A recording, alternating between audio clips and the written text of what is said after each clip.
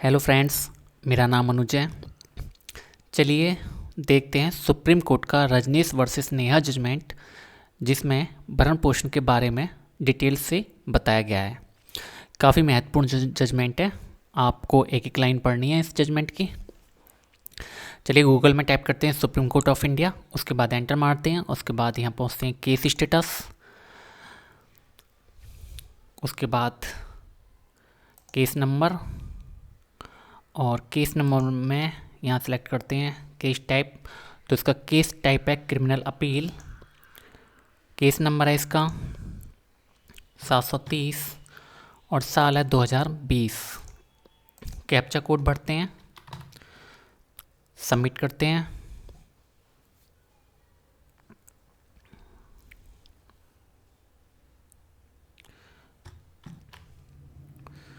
उसके बाद इसकी डिटेल्स देखते हैं।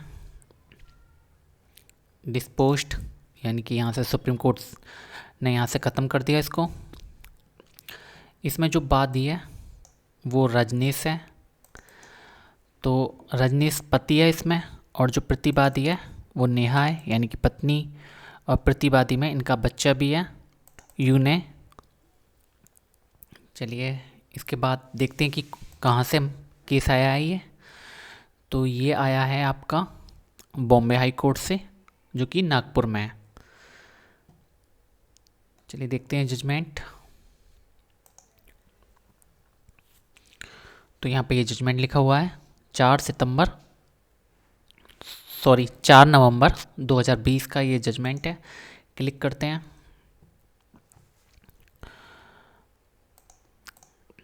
In the supreme court of India 730 of 2020। Hello friends, अगर आप इंग्लिश में पढ़ना चाहते हैं तो आप इस जजमेंट को इंग्लिश में पढ़ सकते हैं, और अगर आप इस जजमेंट को हिंदी में पढ़ना चाहते हैं तो मैंने इसके लिए ट्रांसलेशन किया है, आप हिंदी में भी पढ़ सकते हैं इस जजमेंट को। मैंने यहाँ पर ये पेज नंबर लिखे हैं। फ्रेंड्स, मैंने यहाँ पर अपने यूट्यूब चैनल और दो फेसबुक ग्रुप के लिंक दिए हैं। आप मेरे यूट्यूब चैनल को सब्सक्राइब करिए और हमारे फेसबुक ग्रुप से जुड़िए। तो इस जजमेंट के दो पार्ट हैं, भाग ए और भाग बी। भाग ए रजनीश वर्सेस नेहा के मामले में जजमेंट है, और भाग बी कुछ सामान्य दिशा निर्देश दिए हैं सुप्रीम कोर्ट ने, ताकि निचली अदालतें उसको माने। चलिए देखते हैं क्या मामला आया था। तो मामला ये था कि पत्नी ने 2003 में बेटे के साथ घर यानी ससुराल छोड़ दिया, और 2 सितंबर 2013 को फैमिली कोर्ट में भरण पोषण के लिए 125 में आवेदन दिया। फैमिली कोर्ट ने 1 सितंबर 2013 से अंतरिम खर्चा बांध दिया, यानी कि आवेदन करने की तारीख से एक दिन पहले। ये देखिए 2 सितंबर को तो उसने आवेदन दिया, और 1 सितंबर 2013 से उसका पत्नी और बेटे का अंतरिम खर्चा बन गया। उसके बाद पति बॉम्बे हाई कोर्ट पहुंचा, और बॉम्बे हाई कोर्ट ने पति की अपील को खारिज कर दिया। इसके बाद पति ने सुप्रीम कोर्ट में याचिका दायर की, तो सुप्रीम कोर्ट ने भी पति की याचिका को खारिज कर दिया और अंतरिम भरण पोषण का बकाया जमा करवाने का आदेश दिया, और फैमिली कोर्ट में फाइल भेजते हुए कहा कि फैमिली कोर्ट इस मामले को 6 महीने के भीतर फाइनल करे। तो ये जजमेंट था। चलिए अब इसके चलते हैं पार्ट बी में, आप इसको पढ़ सकते हैं।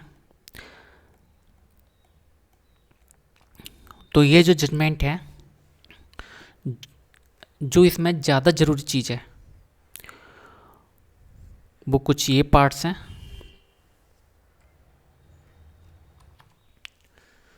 तो इसका दूसरा पार्ट हम चलते हैं भाग बी में, जो कि एक महत्वपूर्ण इसमें जानकारी दी हुई है भरण पोषण के लिए।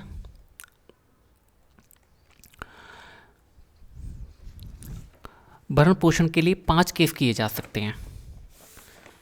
हिंदुओं के लिए 5 केस हैं, और बाकी धार्मिक समुदायों के लिए, सभी धार्मिक समुदाय जिसमें इंक्लूडिंग हिंदू आल्सो, तो उनके लिए 3 हैं। सभी धार्मिक समुदायों के लिए 3 और हिंदुओं के लिए 5। तो ये कौन कौन से हैं? पहला है special marriage act, 125 CrPC, domestic violence act, ये तीनों सभी धर्मों के लिए हैं। और इनके अलावा हिंदुओं के लिए जो 2 और हैं वो हैं हिंदू एडॉप्शंस एंड मेंटेनेंस एक्ट और हिंदू मैरिज एक्ट। चलिए थोड़ी थोड़ी डिटेल पढ़ते हैं। ये वाला जो जजमेंट दिया है वो इन्होंने इसलिए दिया है कि 5 केस किए जा सकते हैं एक साथ। तो उन 5 केसों में ये हो सकता है कि एक तो बहुलता हो गई, भाई 5 केस हैं, 5 केसों में ही अगर ऑर्डर हो जाए तो कितनी जगह भरण पोषण देना पड़ेगा पति को? 5 जगह। तो एक तो कार्यवाहियों की बहुलता हो गई।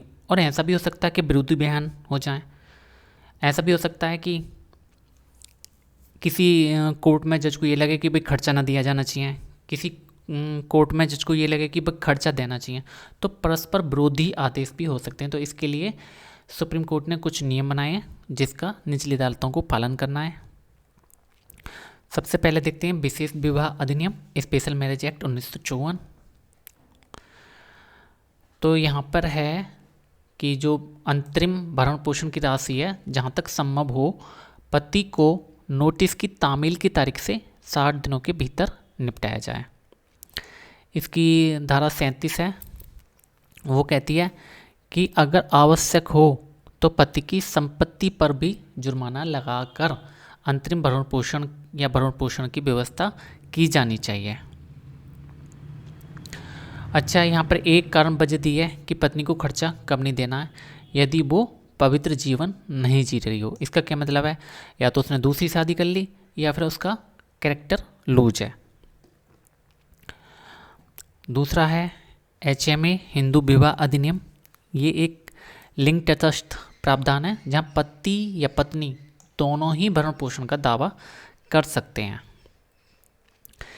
इसमें सेक्शन 24 है, यहाँ पे ये कह रहा है कि राशि के भुगतान के लिए आवेदन जहाँ तक संभव हो पत्नी या पति को नोटिस की तामील की तारीख से 60 दिनों के भीतर निपटाया जाएगा। मतलब अंतिम भरण पोषण 60 दिन के अंदर बंद जाना चाहिए।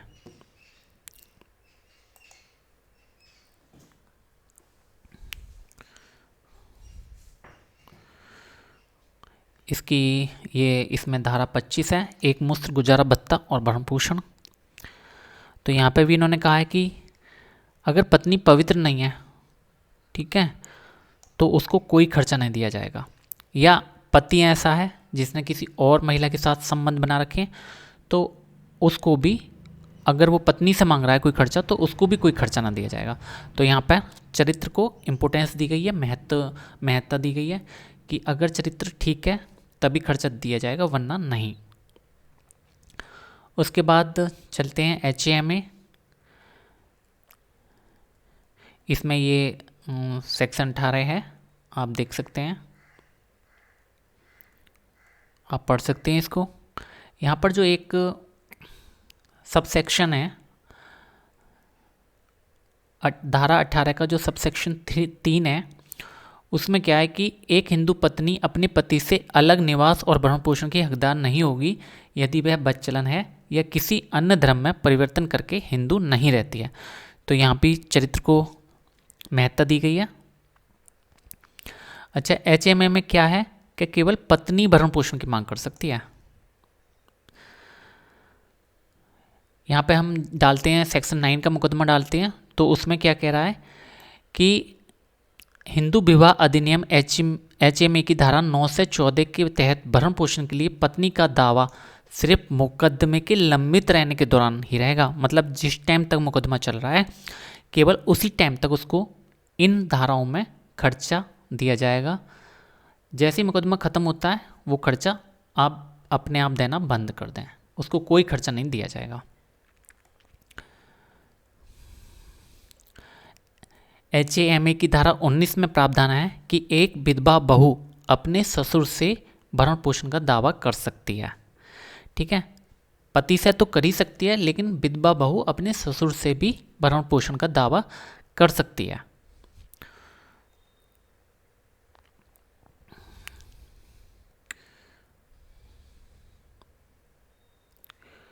तो ये कौन सा है, ये HMA ही चल रहा है अभी। तो HMA की धारा 23 क्या कहती है, ये निर्धारित करना न्यायालय के विवेक पर होगा कि अधिनियम के प्रावधानों के तहत आश्रित को भरण पोषण दिया जाना चाहिए या नहीं। तो ये कोई ऐसा रूल नहीं है कि पत्नी ने भरण पोषण मांगा तो उसको देना ही पड़ेगा। अगर वजह है तो ही भरण पोषण दिया जाना चाहिए, और अगर वो बिना वजह अलग रह रही है या बिना वजह कोर्ट कचहरी कर रही है तो उसको खर्चा नहीं दिया जाना चाहिए। सेक्शन 125 देखते हैं। यहाँ पे इन्होंने ये कहा है कि जो भरण पोषण बांधा जाएगा वो पति परिवार की स्थिति के अनुरूप बांधा जाएगा। ठीक है, जो खर्चे का लेवल होगा वो पति परिवार, सिर्फ पति नहीं, पति परिवार की स्थिति के अनुरूप होना चाहिए।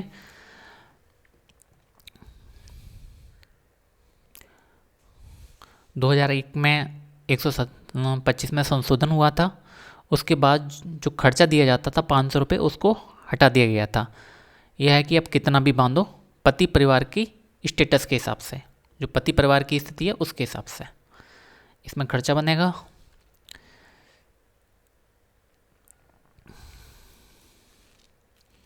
यहाँ पर भी यही है कि खर्चा जो है 60 दिन के भीतर बन जाना चाहिए, चाहे मुकदमा निपटे या निपटे, लेकिन खर्चा मतलब अंतरिम भरण पोषण 60 दिन के अंदर, एप्लीकेशन के 60 दिन के अंदर तय हो जाना चाहिए। और भरण पोषण कौन देगा, यदि व्यक्ति पर्याप्त साधन रखता है। ठीक है, आप इसकी एक एक लाइन पढ़ें, काफ़ी अच्छा है। इसमें इस जजमेंट में जो धाराएं सेक्शन हैं उनको डिस्कस किया गया है। तो 125 की जो सब सेक्शन 2 है वो क्या कहता है, वो ये कहता है भरण पोषण या अंतरिम भरण पोषण और कार्रवाई के खर्चों के लिए ऐसा कोई भी भत्ता आदेश की तारीख से देय होगा, या यदि आवेदन की तारीख से आदेश दिया गया है तो रखरखाव या अंतिम भरण पोषण और कार्रवाई के खर्च आवेदन की तारीख से देय होंगे, जैसा भी मामला हो। इस बात का क्या मतलब है, इस बात का मतलब यह है कि जो विधायिका है या जो संसद है उसने कहा कि भाई आप आदेश की तारीख से भत्ता दीजिए, लेकिन अगर कोई वजह है, अगर कोई कारण है तो आप आवेदन की तारीख से खर्चा बांधिए। क्योंकि इन्होंने जो संसद ने जो पहले लिखा है, जो पहली लाइन में लिखा है वो आदेश की तारीख लिखा है, उसके बाद लिखा है कि यदि ऐसा आदेश दिया जाता है तो भाई आवेदन की तारीख से भी खर्चा देना होगा। तो इसका क्या मतलब है, विधायिका का मतलब है कि आप आदेश की तारीख से खर्चा बांधिए, लेकिन अगर कोई कारण हो तो आप आवेदन की तारीख से खर्चा बांध दीजिए। चलिए इसमें आप सज़ा देखते हैं 125 में। बहुत सारे लोग ये पूछते हैं कि भाई अगर मैं भरण पोषण की राशि न दूं तो क्या होगा। तो यहाँ पे ये कह रहा है कि अगर पति भरण पोषण नहीं देता है तो उसके लिए एक अवधि के लिए कारावास जिसे 1 महीने तक बढ़ाया जा सकता है। ठीक है, मैक्सिमम कितने महीने का आपको कारावास होगा, 1 महीने का। लेकिन इसमें एक बात है, इसमें ये लिखा हुआ है कि एक बार की कार्रवाई में 1 महीने का कारावास हो सकता है। अब वो चाहे 1 महीने के भरण पोषण बकाया के ऊपर कार्रवाई हो जाए, चाहे वो 1 साल के बकाया के ऊपर कार्रवाई हो जाए, आपको जो सज़ा होगी वो मैक्सिमम 1 महीने की होगी। अगर आप भुगतान कर देते हैं तो तुरंत आपको जेल से छोड़ दिया जाएगा। तो यहाँ पे आप बात समझिए, एक बार की कार्रवाई में आप चाहे पत्नी 1 महीने बाद करवा दे कार्रवाई या 1 साल के बाद करवा दे कार्रवाई, आपको ज़्यादा से ज़्यादा एक बार की कार्रवाई में सिर्फ 1 महीने के लिए जेल भेजा जाएगा। अगर वो हर महीने आपसे वसूली की कार्रवाई करती है तो 1 महीने के लिए, एक बार की कार्रवाई में आपको 1 महीने के लिए जेल भेजा जाएगा। 2 महीने की कार्रवाई के लिए वो अगर कार्रवाई करती है 2 महीने के भत्ता के लिए, तो भी आपको 1 महीने के लिए जेल भेजा जाएगा। अगर वो 6 महीने की वसूली के लिए कार्रवाई करती है तब भी आपको मैक्सिमम 1 महीने के लिए जेल भेजा जाएगा। अगर वो 1 साल के लिए वसूली के लिए कार्रवाई करती है तब भी आपको 1 महीने के लिए जेल भेजा जाएगा। यानी कि एक बार की वसूली की कार्रवाई के लिए आपको मैक्सिमम 1 महीने की सज़ा दी जा सकती है। तो आप इसको अच्छे से पढ़ लीजिए। और यहाँ पे यह है कि वसूली जो है सिर्फ 1 साल की ही हो सकती है। ये नहीं है कि आपकी 3-4 साल से वसूली पड़ी है तो आप उन सबको एक साथ ले लें, नहीं, 1 साल की वसूली 1 साल के अंदर हो जानी चाहिए। अगर आपकी वसूली पेंडिंग है तो पत्नी को 1 साल के अंदर उसके लिए एप्लीकेशन लगानी पड़ेगी, तभी वारंट होंगे।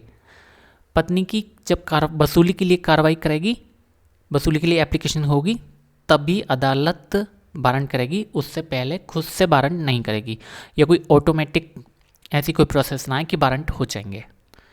तो आप इसको अच्छे से पढ़ लीजिए इस पैराग्राफ को। चलिए आगे चलते हैं। यहाँ पे भी इन्होंने ये कहा है कि भत्ता जो 125 की सबसेक्शन 4 है वो कहता है कि भत्ता प्राप्त करने की हकदार नहीं होगी यदि वो व्यभिचार मतलब बदचलनी या बिना किसी पर्याप्त कारण के अपने पति के साथ रहने से इनकार करती है या आपसी सहमति से अलग रहती है, तो उसको कोई भी खर्चा नहीं दिया जाएगा। देखिए आप एक बात समझिए, भरण पोषण और अंतिम भरण पोषण में फ़र्क है, ठीक है। अंतिम भरण पोषण बिना सबूत के, बिना किसी मतलब सुनवाई के अंतिम भरण पोषण बांध दिया जाएगा, लेकिन भरण पोषण के लिए आपको पत्नी को सबूत देने पड़ेंगे और वजह बतानी पड़ेगी। तो अंतिम भरण पोषण न लटकाएं, तुरंत कोर्ट में हाजिर होकर अपनी बात कहें। चलिए अब असक्षम पति कैसा होता है? पति को पैसा कमाने की आवश्यकता है, चाहे शारीरिक श्रम से कमाए, ठीक है। अगर वो शारीरिक रूप से सक्षम है और वो कोई नौकरी न कर सकता तो वो शारीरिक श्रम से पैसे कमाए। इसका क्या मतलब हुआ कि अगर आपने बेरोजगार बोला अपने आप को तो कोर्ट कह देगा कि भाई आप मजदूरी कर लो, और मजदूरी के हिसाब से वो खर्चा बांध देगा, ठीक है।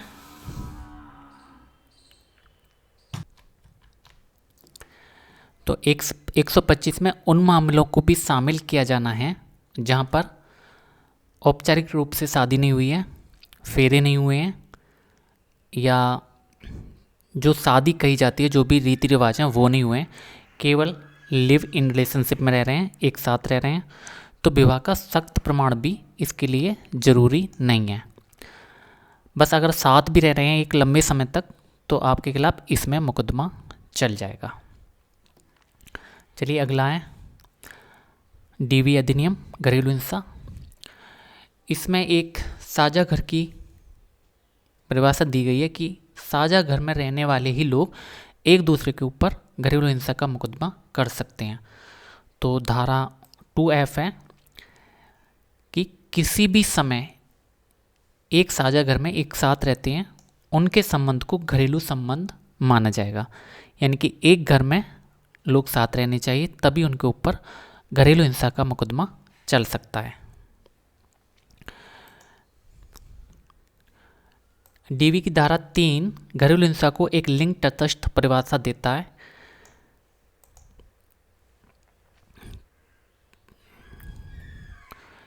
और इसकी धारा 17 के सबसेक्शन 2 में प्रावधान है कि कानून द्वारा स्थापित प्रक्रिया के तहत पीड़ित व्यक्ति को प्रतिवादी द्वारा साझा घर या उसके किसी भी हिस्से से बेदखल या बहिष्कृत नहीं किया जा सकता, यानी कि घरेलू हिंसा में ये नहीं होगा कि आप पत्नी को घर से बाहर निकाल दें।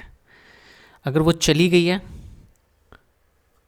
तो आप उसको रोक सकते हैं, लेकिन अगर वो घर में रह रही है और उसने घरेलू हिंसा का केस कर दिया है तो आप उसको घर से बाहर जाने के लिए नहीं कह सकते। तो यहाँ पे एक संशोधन किया गया, यहाँ से व्यक्ति शब्द से पहले वयस्क पुरुष शब्द को हटा दिया गया, यानी कि अब ये महिलाओं के ऊपर भी घरेलू हिंसा का केस हो सकता है। पहले सिर्फ पुरुष के ऊपर था, अब महिलाओं के ऊपर भी घरेलू हिंसा का केस हो सकता है, यानी कि अब पत्नी सास और अविवाहित नंद को भी लपेटे में ले सकती है, या एक पति अपनी पत्नी के ऊपर भी, या एक सास अपनी बहू के ऊपर भी, या एक नंद अपनी भाभी के ऊपर भी घरेलू हिंसा का मुकदमा कर सकती है। तो यहाँ पे कहा गया है कि सभी लिव इन डीवी अधिनियम के लाभ उठाने के लिए पात्र नहीं होंगे। अगर विवाह का सख्त सबूत नहीं है, फिर भी ये होना चाहिए कि भाई कुछ टाइम तक लोग साथ साथ रहे।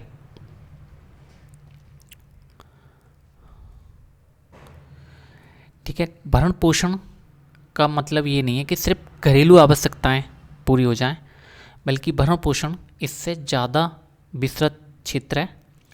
यही बात कोर्ट ने कही है।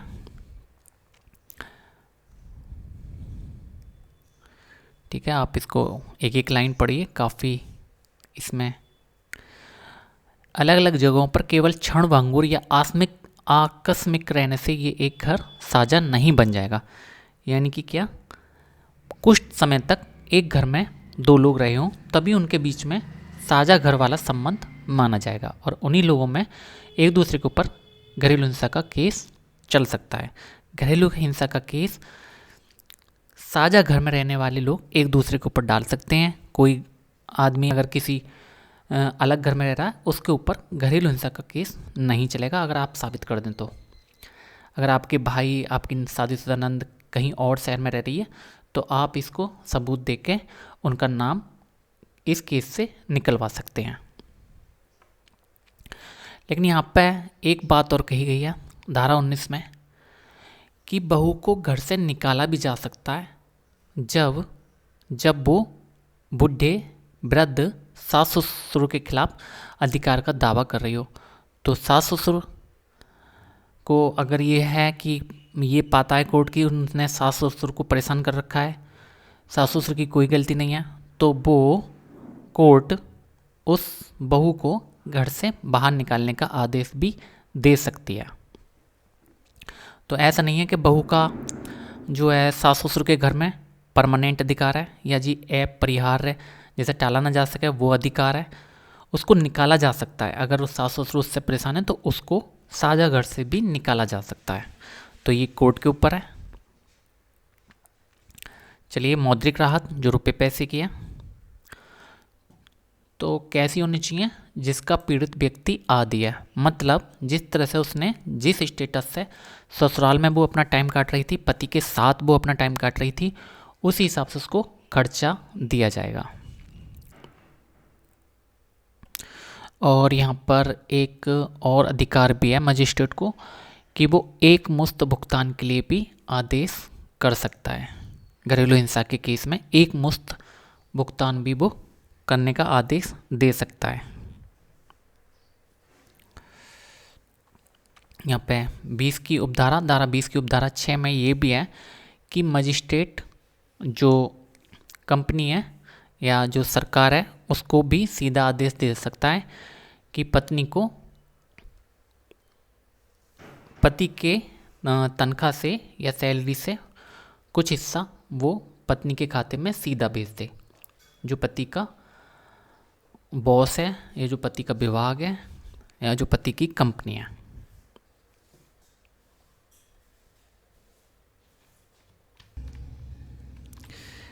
यहाँ पर एक बात और कह रहा है कि अगर मजिस्ट्रेट को ये लग रहा है कि पति घरेलू हिंसा का कार्य कर सकता है, मतलब उसने किया नहीं है लेकिन कर सकता है, तो भी वो पति को बिना बुलाए, उसकी बिना सुने, केवल पीड़ित महिला के आवेदन पर हलफनामे के आधार पर ही एक पक्षीय आदेश पारित कर सकता है घरेलू हिंसा के केस में।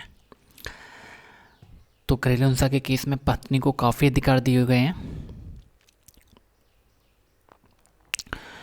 इस डीवी अधिनियम के 26(3) में ये प्रावधान है कि यदि पीड़ित व्यक्ति को किसी और मुकदमे में कोई राहत मिल रही है तो वो घरेलू हिंसा के केस में मजिस्ट्रेट को इस बारे में सूचना जरूर देने के लिए बाध्य है कि किसी और केस में उसको कोई और राहत मिल रही है या नहीं।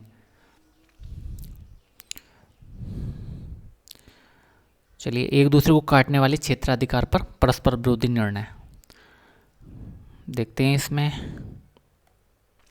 आप पढ़ सकते हैं इसको, बहुत अच्छा आपकी नॉलेज बढ़ाएगा ये।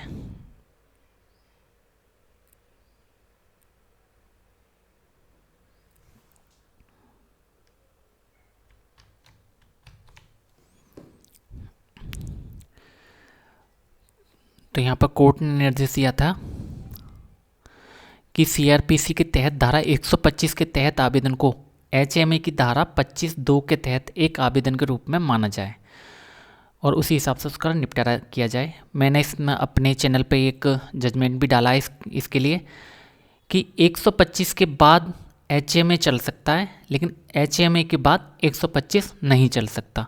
ये एक सुप्रीम कोर्ट का जजमेंट है, आप मेरे चैनल पर वो वीडियो देख सकते हैं।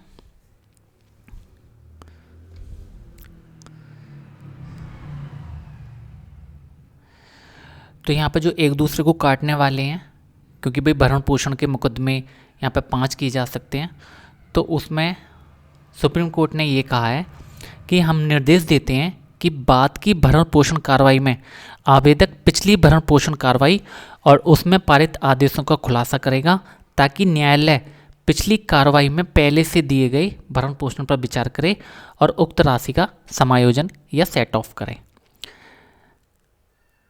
मतलब ये कि अगर मान लो 125 में एक राशि बन गई और उतनी राशि घरेलू हिंसा में बन गई, अब ये तो आदमी की औकात से बाहर हो जाएगी।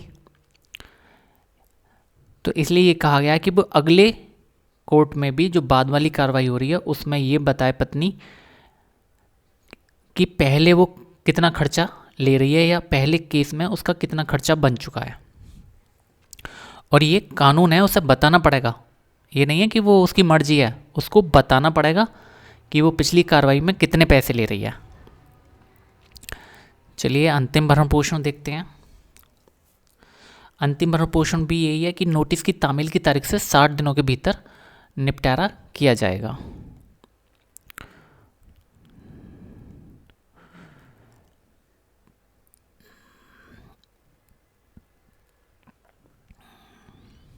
तो यहाँ पे इन्होंने क्या कर दिया कि अब अपनी औकात के हिसाब से हलफनामा देना पड़ेगा कि आपकी कितनी औकात है।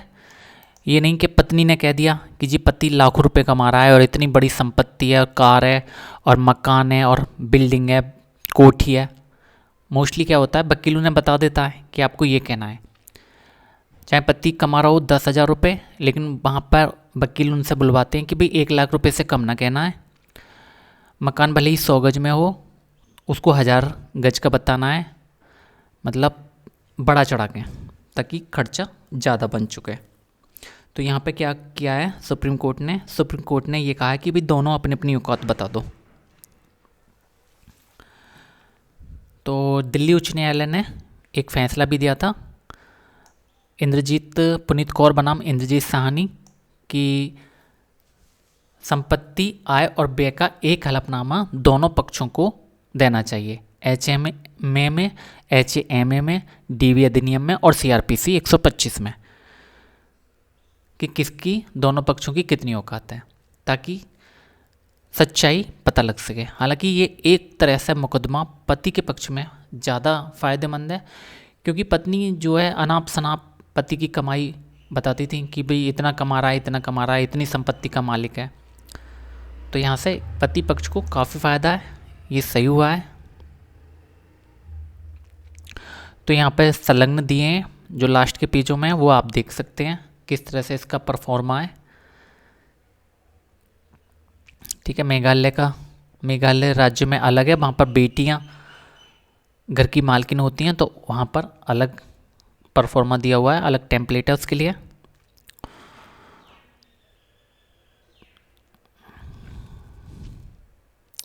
यहाँ पे ये दिया है कि जो पक्ष हैं उनको अदालत 2 मौके देगी अपनी संपत्ति और देनदारियों के प्रकटीकरण करने के लिए, कि भाई आप कितने संपत्ति के मालिक हैं और कितना आप पे कर्जा है।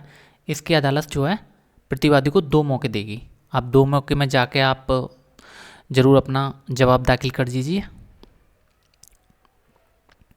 अच्छा, यहाँ पर एक और भी है कि जो परफॉर्मा दिया है कोर्ट ने, अगर इसके अलावा भी वादी अनुमति मांग सकता है जो परफॉर्मा में शामिल नहीं है। मान लो ऐसी कोई चीज़ है जो इस परफॉर्मा में शामिल नहीं है और वो पति के पास है, तो यहाँ पे पीड़ित पत्नी उसकी अनुमति मांग सकती है कि भाई इसके बारे में भी जानकारी करवाई जाए। जैसे उसे पता लग जाए कि कहीं पर नौकरी कर रहा है पति, तो न्यायालय जो पति का मालिक है या बॉस है उसको आदेश दे सकता है कि भाई इसकी सैलरी स्लिप हमारे पास भेजी जाए। और अगर पार्टियां EWS हैं या BPL यानी कि आपके पास अगर गरीबी रेखा से नीचे का प्रमाण पत्र है तो आप उसको जमा कर दीजिए, बात खत्म हो जाएगी। फिर आपसे कोई भी हलफनामा नहीं मांगा जाएगा कि आप कितने बड़े मालिक हैं या कितने बड़े गरीब हैं। तो ये भी एक तरीका है कि आप अपना आय प्रमाण पत्र बनवा लीजिए और कोर्ट में जमा कर दीजिए।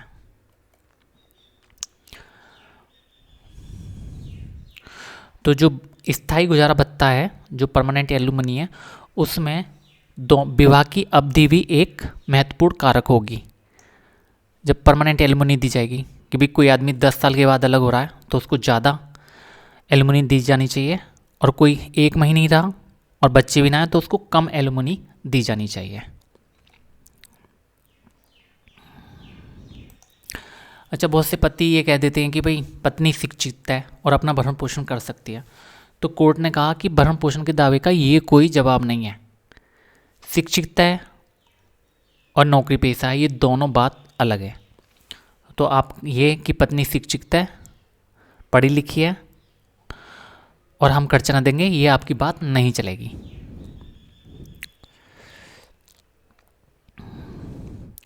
और पति की ये दलील भी न चलेगी कि वो बेरोजगार है और वो शारीरिक रूप से सक्षम है तो उसको भली मजदूरी करनी पड़े लेकिन वो पत्नी को पैसा देगा, और पत्नी को इस हिसाब का पैसा दिया जाएगा जिस तरह से वो ससुराल में अपनी रह रही थी, जिस स्टेटस से। तो यहाँ पर ये दिया है कि भरण पोषण ना तो इतना अधिक खर्चीला होना चाहिए जो प्रतिवादी के लिए दमनकारी और ऐसे नहीं हो, और ना ही इतना कम होना चाहिए कि पत्नी को दरिद्रता की ओर ले जाए। यानी कि बैलेंस के हिसाब से जजमेंट खर्चा बांधना है। ठीक है, ये DV अधिनियम देता है कि पीड़ित महिला साझा घर में रह सकती है। आप इसको पढ़ लीजिए।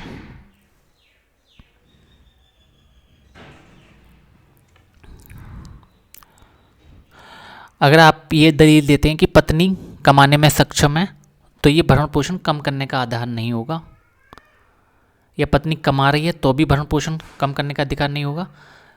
पत्नी का जो स्टेटस था ससुराल में उस हिसाब से खर्चा कम या ज़्यादा होगा। तो कई सारे कारक हैं, आप ये नहीं कि भाई मेरी सैलरी इतनी है, आप पति का जो परिवार है उसकी भी स्टेटस देखी जाएगी खर्चा बांधने में। आप इसकी एक एक लाइन पढ़िए, क्योंकि वीडियो बहुत बड़ी हो जाती। अगर मैं एक एक लाइन पढ़ता या एक एक लाइन का अर्थ समझाता तो वीडियो बहुत बड़ी हो जाती। मुझे जो लगा है मैंने उसको हाईलाइट कर दिया है और आपके साथ शेयर कर रहा हूँ। चलिए, एक लोगों ने मुझसे पूछा, मेरे दोस्तों ने पूछा कि भाई इलाहाबाद हाई कोर्ट ने आदेश की तारीख से खर्चा बांधने का आदेश कैसे कर दिया। तो इसका जवाब यहाँ पर है। असल में HMA या घरेलू हिंसा के केस में ये निर्धारित नहीं है कि भरण पोषण कब से दिया जाना है। और 125 में पहली लाइन जो है वो ये है कि आदेश की तारीख से दिया जाए, और यदि अगर मजिस्ट्रेट आदेश कर रहा है तो आवेदन की तारीख से भी भरण पोषण दिया जा सकता है। तो यहाँ पे इलाहाबाद हाई कोर्ट ने क्या कहा,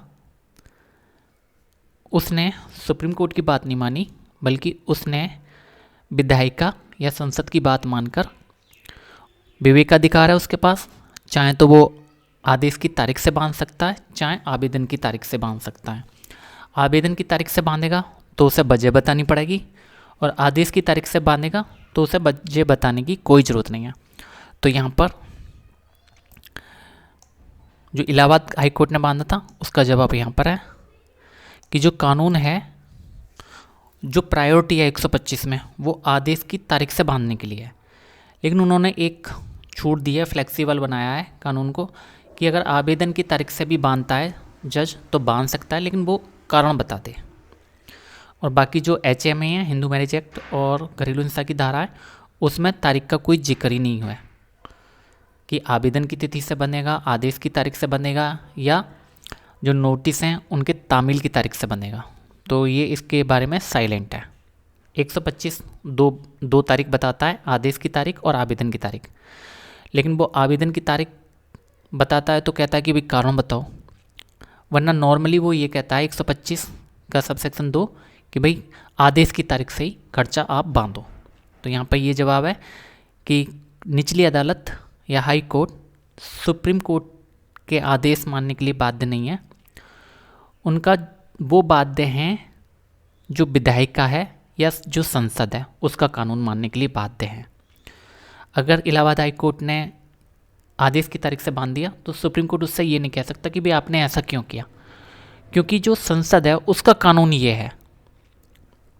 अब आप समझ गए होंगे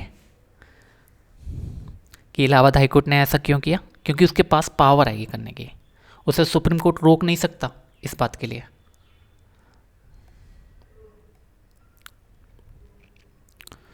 तो यहाँ पे आदेश की यहाँ पे ये काफ़ी जजमेंट आए हैं। संबंध की तामील की तारीख से भी किसी किसी कोर्ट ने बांधा है, आप इन्हें पढ़ लीजिए, ठीक है। तो यहाँ पे ये निर्देश दिया है इन्होंने कि संबंधित न्यायालय के समक्ष आवेदन करने की तारीख से भरण पोषण दिया जाए। लेकिन अगर जज को समझ में आता है कि भाई आदेश की तारीख से दिया जाना है तो वो आदेश की तारीख से भी दे सकता है, क्योंकि कानून जो बनाएगा वो विधायिका बनाएगी, वो संसद बनाएगी। सुप्रीम कोर्ट कानून नहीं बना सकता, सुप्रीम कोर्ट केवल दिशा निर्देश जारी कर सकता है। अब उसको मानना ना मानना निचली अदालतों के जजों के विवेक के ऊपर है कि वो विधायिका की बात मान ले या वो सुप्रीम कोर्ट की बात मान ले। तो इसमें आप जब सुप्रीम कोर्ट ज़बरदस्ती नहीं कर सकता कि जी हमने जो कह दी वही आपको मानना पड़ेगा। तो कानून में जो है वो इलाहाबाद हाई कोर्ट ने माना और उसने आदेश की तारीख से जजमेंट कर दिया। चलिए आगे देखते हैं। तो यहाँ पर क्या है, भरण पोषण के आदेशों को लागू करने पर चर्चा और निर्देश। इसमें क्या है, इसमें ये कहा गया है कि मान लीजिए अंतरिम भरण पोषण बन जाए और आप कोर्ट में हाजिर नहीं हो रहे हैं, या एक्स पार्टी ऑर्डर हो गया भरण पोषण का और आप कोर्ट में हाजिरी नहीं हो रहे, तो यहाँ पर यह है कि आप जाके ये नहीं कह पाएंगे कोर्ट में कि जी हमें अपने बचाव का मौका दिया जाए, हमारी ये वजह थी, हमको पता नहीं चला, हम ये हो गए, हम वो हो गए। वो आपका कोई नहीं चलाएगा जब आप कोर्ट आपके बचाव का अधिकार रद्द कर सकती है। हालांकि सुप्रीम कोर्ट ने कहा है कि इसे अंतिम उपाय में पारित किया जाना चाहिए। मान लीजिए कोई पति 5 साल ही हाजिर ना हुआ कोर्ट में, तो पत्नी 5 साल तक थोड़ी बैठी रहेगी, तो वो ये कर सकता है जज कि पहले 5 साल तक का खर्चा दे दो, उसके बाद आगे की बात आपकी जब सुनेंगे। तो इसलिए कभी भी भरण पोषण का केस लटकाना ना चाहिए, या तो आप देश से बाहर भाग जाओ या अपना नाम बदल लो तो ठीक है, लेकिन अगर नॉर्मली रह रहे हो आप तो इस केस को बिल्कुल ना लटकाएं। खुद से पता रखें कि मेरे खिलाफ भरण पोषण का कोई मुकदमा तो ना पड़ गया, वहाँ हाजिर हों, वहाँ अपनी संपत्ति के बारे में बताएं, अपनी बात रखें और खर्चा कम से कम बनवाएं। इन मामलों में यही जीत होती है कि खर्चा आप कम से कम बनवा लें, ये भी एक जीत मानी जाती है। अगर आप ऐंठ दिखाएंगे कोर्ट में नहीं जाएंगे, कोर्ट एक एक्स पार्टी ऑर्डर कर देगा और जिस दिन आप जाएंगे उस दिन आपसे ये कह देगा कि आज तक का खर्चा आप कोर्ट में जमा कर दो, उसके बाद हम आपकी बात सुनेंगे। तो बहुत हिसाब से काम करना है। तो यहाँ पर ये जो अंतिम निर्देश है, फाइनल जो मेन पोर्शन है, मेन पार्ट है इस जजमेंट का, वो 6 पार्ट है अंतिम निर्देश। तो यहाँ पे ये कह दिया है कि इन्होंने कुछ दिया है कि सबसे पहले तो ये कि न्यायालय पिछली कार्रवाई में दी गई राशि के समायोजन पर विचार करेगा और आवेदक जो है उसको पिछली कार्रवाई और उसमें पारित आदेशों का खुलासा करना अनिवार्य है। वो उसकी मर्जी नहीं है कि वो बताए या ना बताए, उसको बताना ही पड़ेगा कि मैं पिछले मुकदमे में या उस केस में इतना खर्चा ले रही हूँ। ये करा गया अंतिम भरण पोषण, हमने ये संलग्न है, इसमें आपको बताना है अपनी संपत्ति के बारे में। अगर ज़मीन नहीं है, आप खेती करते हैं तो पहला, अगर खेती करते हैं तो सेकंड, और अगर मेघालय के निवासी हैं तो थर्ड। ये परफॉर्मा दिया हुआ है इसके लास्ट में, इस जजमेंट के लास्ट में दिया हुआ है, आप देख सकते हैं। और ये हमने 20 सेकंड पढ़ चुके हैं, आप फिर से पढ़ लीजिएगा, ठीक है। लेकिन यहाँ पे इन्होंने कह दिया कि हालांकि उपयुक्त कारक संपूर्ण नहीं है, संबंधित न्यायालय के विवेक के ऊपर इन्होंने फिर भी बहुत सारी बातें छोड़ दी हैं, ठीक है, कि भरण पोषण की मात्रा किस तरह से निर्धारित करी जाती है। अगर हमने उसका, सुप्रीम कोर्ट कह रहा है कि अगर हमने उसका उल्लेख कर दिया तो ठीक है, अगर कोई बात हमसे छूट गई है तो जज अपने विवेक का अधिकार करके उसमें उसके हिसाब से खर्चा दे सकता है। तो तारीख से, जिस तारीख से दे रखा है उसके हमने ऊपर सुप्रीम कोर्ट ने कह दिया, उन्होंने कह दिया कि आवेदन की तारीख से देना है। लेकिन जो विधायिका और संसद है उसमें कोई ऐसा नियम, कोई तारीख नहीं बताई गई है, तो इसलिए निचली अदालत का जज आदेश की तारीख से भी दे सकता है अगर उसको लगता है कि ये सही है तो। चलिए देखते हैं संलग्न, ये गैर कृषि वालों के लिए है, इसमें नाम अपना सब कुछ बताना है, ठीक है, ये आप पढ़ सकते हैं, सब विवरण देना है कि आपके ऊपर आश्रित कौन है, ठीक है, चिकित्सा तो नहीं हो रही आपकी, तो यहाँ पे ये सब हैं, आप पढ़ लीजिए एक एक लाइन। इस तरह ये परफॉर्मा है, ये चीज़ें आपको बतानी है, ठीक है। यहाँ पे ये देनदारियों के बारे में भी बतानी है आपको, काफ़ी सारे हैं, आप पढ़ लीजिए। ये आपको हलफनामा देना है, घोषणा करनी है, ये सत्यापन करना है यहाँ पर। ये जो कृषि करते हैं उनके लिए हलफनामा है, जो कृषि के ऊपर निर्भर हैं। और ये मेघालय है, क्योंकि मेघालय में कुछ आदिवासी परिवार हैं, उनमें महिला जो है, जैसे यहाँ पर हमारे यहाँ नॉर्मल पुरुष घर का मालिक होता है, वहाँ पर महिला परिवार की मालकिन होती है, वो मातृ सत्तामक है कहना चाहिए, और हमारे यहाँ पितृ सत्तामक है।